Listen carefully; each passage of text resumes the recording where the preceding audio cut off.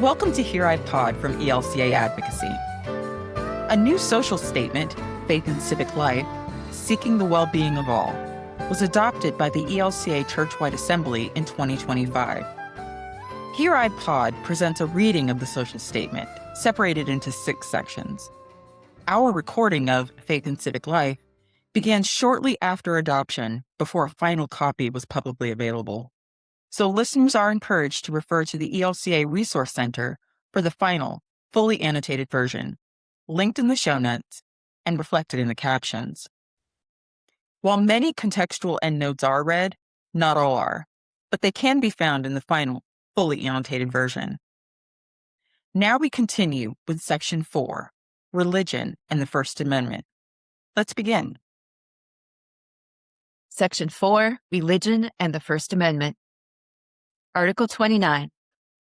The First Amendment to the Constitution begins, quote, Congress shall make no laws respecting any establishment of religion or prohibiting the free exercise thereof, close quote. It indicates that the vitality of religious life arises from the self-determination of the people in the broad plurality of civil society, not from the government. The first clause, quote, no law respecting an establishment of religion, close quote, is known as the Establishment Clause. The second clause, quote, no law prohibiting the free exercise thereof, close quote, is known as the Free Exercise Clause. The two clauses work together to protect religious liberty for all people in our pluralistic society, though federal, state, and local governments have at times fallen short in that protection. The Establishment Clause is cut from the same cloth as the Constitution's prohibition against religious tests for public office. Government is not the church, and the church is not the government. The intent of the Establishment Clause clearly is that government must not promote a particular faith or religion in general. Some recent decisions of the U.S. Supreme Court at the time of this writing, however, cast doubt on the continuing strength of that limitation on government. Note, for example, see Kennedy v. Bremerton School District, 2022, allowing a coach to lead public prayer after a high school football game, and Carson v. Macon, 2022, in which a dissenting opinion analyzes Supreme Court decisions since 2017 that have diverged from the court's historic position that the Establishment Clause prohibits governments from funding religious activities. End note. As discussed in Article 30, this church reaffirms the need for strong boundaries that limit government involvement in the core activities of religion: worship, instruction in faith, and proselytizing. Such boundaries are needed to prohibit excessive government entanglement in religious institutions, provided that religious exercise does not harm the legitimate interests of the broader community. For example, the government has no authority to decide who is fit to be a minister or teacher of a faith, nor does the government have the competence to declare which of the rival factions in a religious body represents the correct expression of that faith. Government by the people means there is no favored religion. However, as discussed in Article 32, our church holds that the free exercise of religion is not an absolute right and does not give faithful individuals or religious organizations license to harm others. Individuals and organizations have the right to determine that the meaning of their religious commitments, but their exercise of such commitments does not create a right to impose significant harm on the neighbor. Article 30. Religious worship, teaching, and proselytizing belong solely to religious institutions. Those activities and institutions that support them are distinct from the exercise of civil authority. The government's authority extends only to secular matters, not to the relationship between people and the sacred. By imposing a limit on the government's involvement with religion and religious institutions, the Establishment Clause protects both government and religion. Without this limit, political actors could use their offices and the government's power to advance their faith. either to enhance that faith or to expand the government's claim over the people. For example, the government threatens the principle of non-establishment whenever it displays religious symbols. A government-sponsored display of such symbols may be permissible if it sends a message about the history of a particular community. It would violate the principle of non-establishment, however, if it intended to convey a message of religious truth. Courts in individual cases must closely scrutinize government-sponsored displays of religious symbols to discern the intended message and protect non-establishment. Note, for example, see American Legion v. American Humanist Association, 588 U.S. 19, 2019, in which a cross-shaped World War I monument on public land was found not to violate the Establishment Clause. End note. Similarly, government violates the principle of non-establishment when it attempts to use public schools for evangelism or religious instruction. The Supreme Court has long held that required prayer on Bible reading in public schools is unconstitutional religious activity. Though now being challenged in some state legislatures and courts, the principle of non-establishment and pluralism preclude the government from promoting or coercing such activity. Government funding of religious activity also impacts Establishment Clause concerns. This statement explains this church's position that there is a need for cooperative work between faith-based social welfare programs and the government.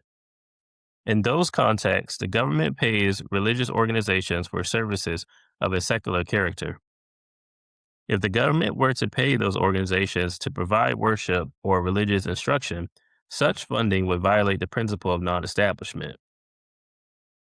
For this reason, this church opposes requiring states to provide equal funding for religious education. Finally, the non-establishment principle forbids courts and government officials from deciding certain, quote, essentially religious, close quote, questions. These include which faction of a divided congregation holds the correct interpretation of its faith, or whether a religious leader deserves employment at a congregation even if the congregation has fired them. Each of these contexts calls for a, quote, ecclesiastical abstention, close quote, or deference to the religious institution's governing structure. While ecclesiastical abstention does not insulate religious bodies from all judicial scrutiny, it bars the government from challenging a religious organization's internal governance or religious decisions. Through all these examples, this church embraces the principle of non-establishment of religion by civil government and recognizes that its application requires judicial and political prudence. The Supreme Court's interpretation of this principle now emphasizes the importance of, quote, history and tradition, close quote, in that application.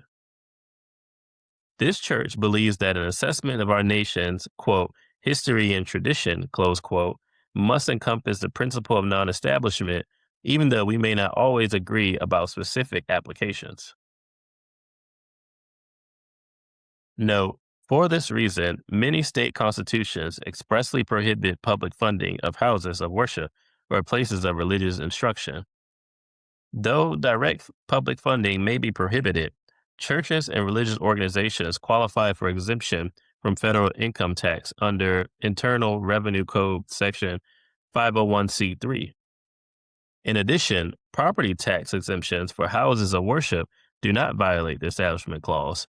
Waltz versus Tax Commission of the City of New York, 397 U.S. 664, 1970. Article 31. The Free Exercise Clause works together with the Establishment Clause to protect and promote religious diversity in the United States. Prohibiting the establishment of a religion clears the ground for a plurality of religious faiths, as well as absence of religious faith. The Free Exercise Clause opens space for self-determination, protecting the right of all people to decide what they believe and how, as well as whether, they express those beliefs within a religious community. It also guarantees the right of religious communities to gather as they choose for worship and religious instruction. and to select their own leaders and organizational form.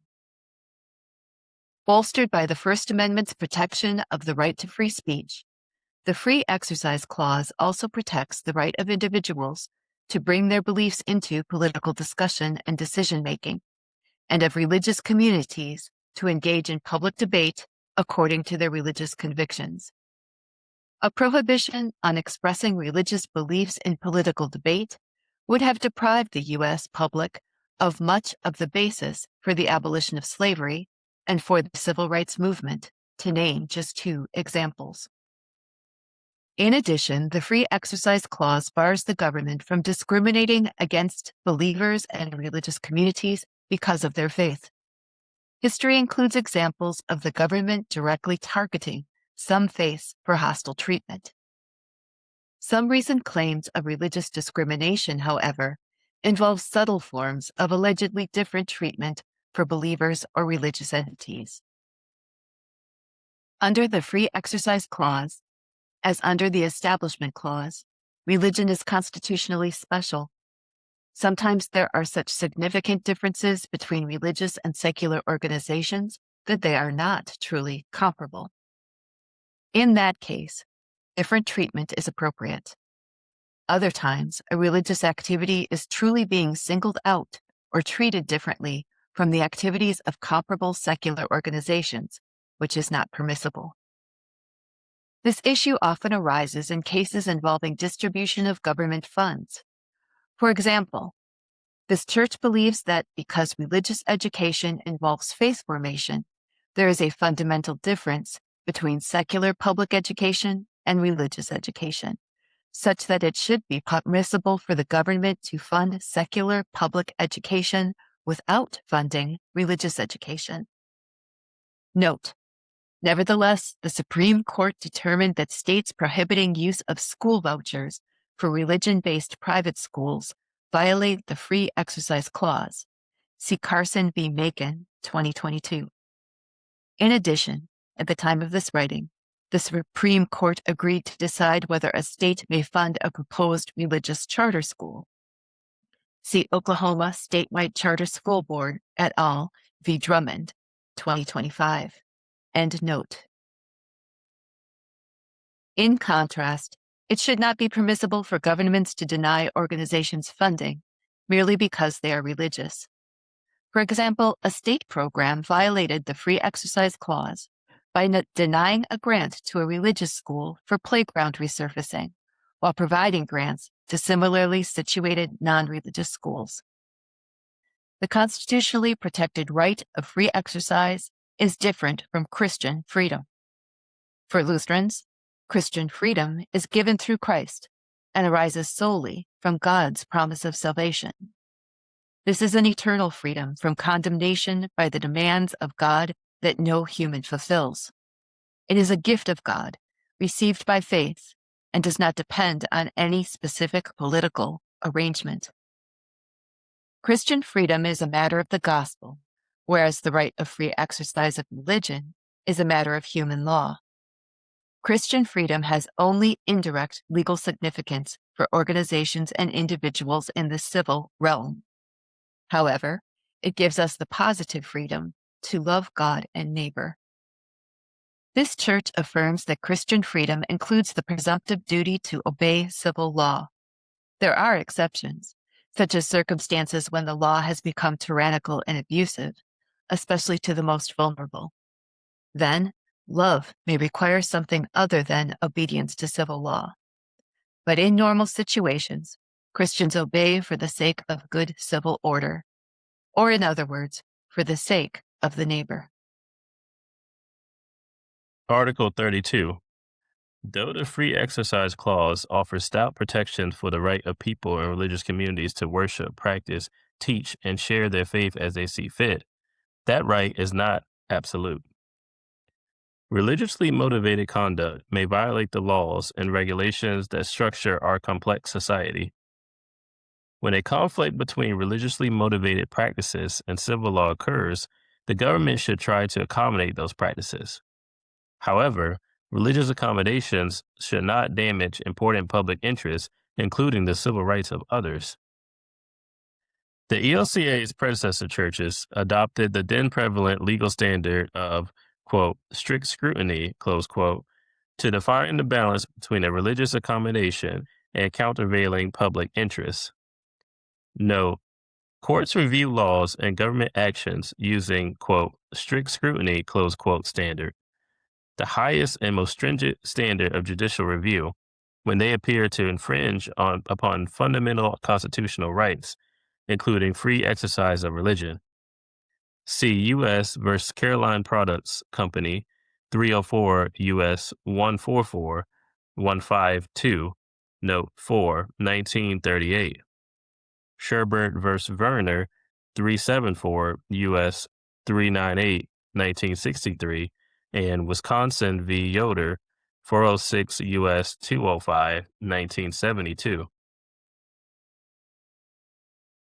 End note. Under that standard, the government must accommodate a believer's religiously motivated practice if that practice is, quote, substantially burdened, close quote, by government rules, unless the government can show that denial of the requested accommodation is the, quote, least restrictive mean, close quote, of protecting a, quote, compelling state interest, close quote. Note, in this case, a state was allowed to deny unemployment benefits to a Native American person fired for violating a state law that criminalized peyote use even as part of a traditional religious ceremony. See Employment Division v. Smith, 494 U.S. 872, 1990. End note. Note, a state interest, also known as a government interest or a public interest, is, quote, compelling, close quote, if it is essential or necessary rather than a matter of choice, preference, or discretion. See Palmore v. Sidoti, 466 U.S. 429, 432, 1984. Examples of compelling state interests include protection of public health and safety, regulation of violent crime, national security, and military necessity. End note. At the time our predecessor bodies adopted that language, courts in such cases tended to be quite deferential to the government, despite using the language of strict scrutiny. In the 1990 decision, Employment Division v. Smith, the U.S. Supreme Court moved away from strict scrutiny entirely and held that the Free Exercise Clause did not require accommodations from neutral, generally applicable laws. In response, the ELCA, together with its ecumenical partners and a broad coalition of groups from across the religious and political spectrum, advocated for adoption of the Federal Religious Freedom Restoration Act, RFRA. This statute restored the, quote, strict scrutiny, close quote, test as to federal government action. Many states followed suit with similar laws. The, quote, strict scrutiny, close quote, standard continues to apply in important federal statutes and case law and in the constitutions or statutes of some states. More recently, the Supreme Court has moved away from its earlier deference to governmental authority and interpreted in literal terms the federal statutes that use the, quote, strict scrutiny, close quote, standard to provide religious accommodations. These decisions focus almost exclusively on the burden imposed on religious exercise and pay scant attention to, quote, important governmental interests, close quote, or the interests of others harmed by the requested accommodation. Note, a government interest is, quote, important, close quote, when the interest is more than a legitimate goal or objective, but is less than a compelling interest. See Craig v. Boren, 429 U.S. 190, 1976. For example, when a government action limits certain types of free speech or makes gender-based classifications that could violate constitutional equal protection rights, the government must show that its action furthers an important government interest, parentheses, such as regulating the time, place, and manner of speech in a public forum, or remediating past societal discrimination, close parentheses, by means that are substantially related to that interest. End note. Note, for example, see Burwell v. Hobby Lobby Stores, Inc., 573 US 682, 2014, which exempts privately held for-profit corporations from federal law affecting employees based on the religious objections of their owners. Endnote. The ELCA affirms the need for a standard that balances religiously motivated conduct with public interests, including the protection of other individuals' civil rights. This church urges legislatures and the courts to fashion legal standards that respect the importance of religiously motivated conduct. In contrast with the, quote, strict scrutiny, close quote, standard adopted by the ELCA's predecessor churches, this church affirms an intermediate standard. Such a standard would require accommodation only if the proposed accommodation would not harm important, parentheses, rather than compelling, close parentheses, public interests, impose significant burdens on others, or significantly impair the government's efforts to serve the interests of those burdened. This standard leaves room for judicial interpretation. However, it offers a starting point that better reflects the necessary balance among respect for a wide diversity of religious practices in our pluralistic society, respect for the government's interest in protecting and promoting the public welfare, and respect for the interests of others in the community. Article 33. Citing the First Amendment, some people, including religious individuals, mistakenly believe that religious commitments and claims stemming from religious values are out of bounds in public life. This can include claims that there should be no interaction with or funding of religious organizations by the government, or that discussion of government policies or political matters should never happen within assemblies of believers. Some invoke a, quote, wall of separation, close quote, between church and state to deny the place of religious voices in the public square. This phrase, however, is not in the Constitution. Note, this famous metaphor seems to have originated with Roger Williams, but was most famously used by Thomas Jefferson in his personal writings. End note. And should not be substituted for what the Constitution actually says. The First Amendment does not prohibit or discourage the application of religious convictions to public life.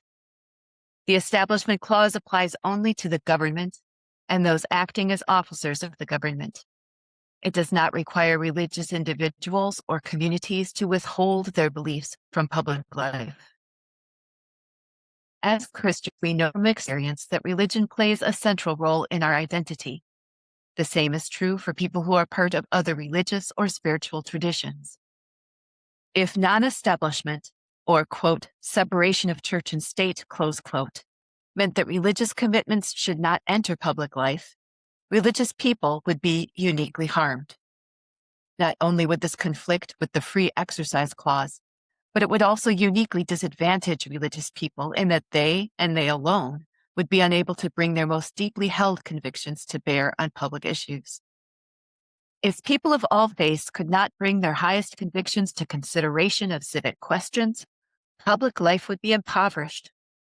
History points to the specifically religious invocations of many slavery abolitionists and participants in the civil rights movement, for example. Moreover, many public officials turn their religiously formed moral sources in considering critical decisions for local, state, and federal governments.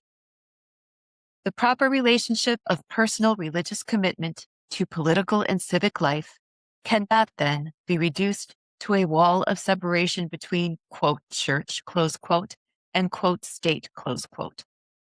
Rather, religious commitment must be guided in civic life by the constructive relationships that religious organizations hold with political bodies.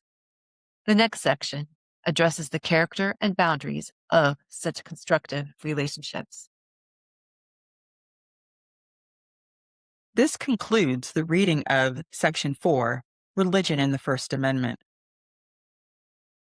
Audio presentations of all 6 sections of the ELCA Social Statement, Faith and Civic Life, Seeking the Well-Being of All, are available from Here I Pod from ELCA Advocacy. Find a link to the final, fully annotated version of the social statement in our show notes and from elca.org. Thank you for listening.